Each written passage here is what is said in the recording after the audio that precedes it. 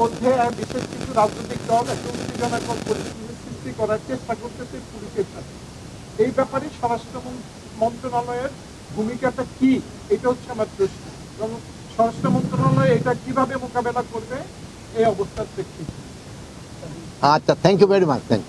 এটার ক্ষেত্রে আমরা মানে সবচেয়ে আপনাদের সাহায্য সহযোগিতাই চাবো, যেহেতু আপনারা যদি সত্যি সংবাদটা প্রকাশ করেন তবে কিন্তু আর কোনো বিভ্রান্ত সৃষ্টি করতে পারবে না।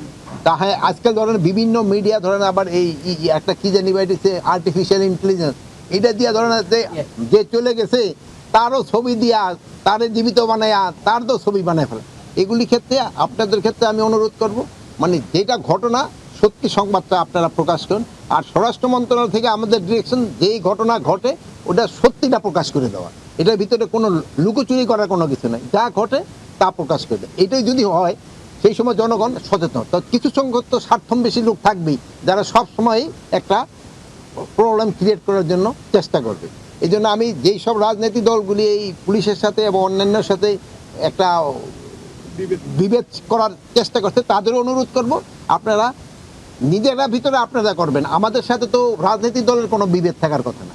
আপনারা কাজ করবেন, আমাদের কাজ করবেন। আমাদের কাজ হলো আইন শৃঙ্খলা রক্ষা করা, আর আপনাদের কাজ হলো জনগণের কাছে যে ভোট আদায় করা। আপনারা তাদের জন্য চেষ্টা করবেন, আর আমরা হলো জনগণের জন্য যেন তারা সুখে শান্তিতে থাকতে পারে ওটার ব্যবস্থা করার দায়িত্ব হলো আমাদের। যেমন কোনো যখন যেন কোনো রকমের আইন শৃঙ্খলা পরিস্থিতি যেন অবনতি না হয়, এগুলো দেখার দায়িত্ব হলো আমাদের।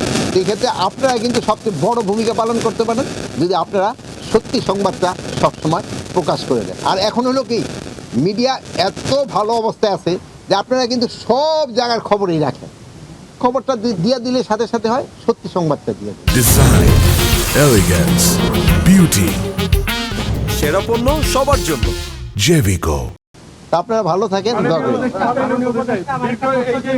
সেটা হচ্ছে যে 5ই আগস্টের পরে নারায়ণগঞ্জের দুটি থানা সহ লুট হয়েছিল এবং সেখানে অনেক অস্ত্র এখনো বাইরে আছে এবং অনেক সন্ত্রাসীদের কাছে ব্রিটিশ আমলের অনেক সন্ত্রাসীদের কাছেও অস্ত্র প্রদর্শিত হয়েছিল।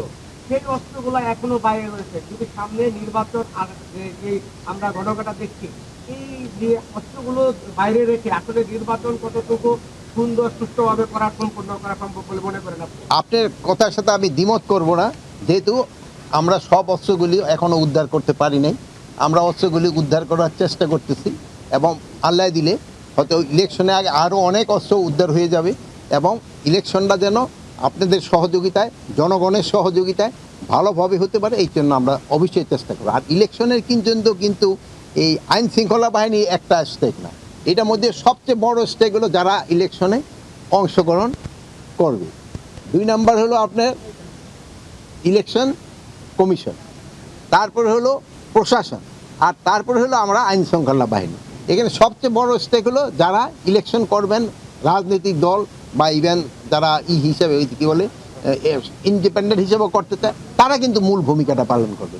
এখন তারা যদি সবাই সহযোগিতা করে আমাদের পক্ষে ইলেকশন করা সম্ভব, কোনো অসুবিধা হবে। লজিস্টিক সাপোর্ট কতটুকু মাননীয় মন্ত্রী? লজিস্টিক সাপোর্ট আল্লাহ দিলে তো ঘুরে দেখলেন, এখন কিন্তু কোনো লজিস্টিক সাপোর্টের কোনো অভাব নেই, ভালো লজিস্টিক সাপোর্ট আছে। তাও যদি ছোটোখাটো যেগুলি আছে ওইগুলি আমরা ম্যানেজ করে দিই। নারায়ণগঞ্জে শহীদ 47টি হত্যা মামলা হয়েছে, হত্যা চেষ্টা 97টা মামলা হয়েছে। তো আপনি সারা বাংলাদেশে বেশ কিছু অভিযোগপত্র দেওয়া হয়েছে জুলাই কেন্দ্রিক, যেহেতু 1 বছর অতিবাহিত হয়েছে, তো এই মামলা আপনারা যদি আগে দেখেন মামলাগুলি অগ্রগতি কিন্তু অলরেডি কয়েকটা মামলা কিন্তু শুরু হয়ে গেছে। আর প্লাস আরেকটা জিনিস হয়েছিল, আপনারা ধরেন যে একটা হত্যা মামলায় হয়তো 20 জন আসামি হওয়া দরকার ছিল, আপনারা ওখানে 200 আসামি দিয়ে ফেলছে। এখন এই জন্য ইনভেস্টিগেশনের সময় বেশি লাগবে। তা আপনারই কিন্তু আমাদের সবসময় বলছেন যেন নিরাপদ ব্যক্তি যেন কোনো অবস্থায় শাস্তির আওতায় না আসে, এই জন্য আমাদের কিন্তু এটা আরও বেশিভাবে দেখতে হয়। অনেকে নিজেদের স্বার্থ সিদ্ধির জন্য অনেকে কিন্তু কিছু নিরীহ লোকের নাম দিয়ে দিতে, এই জন্য কিন্তু সময়টা বেশি লেগে।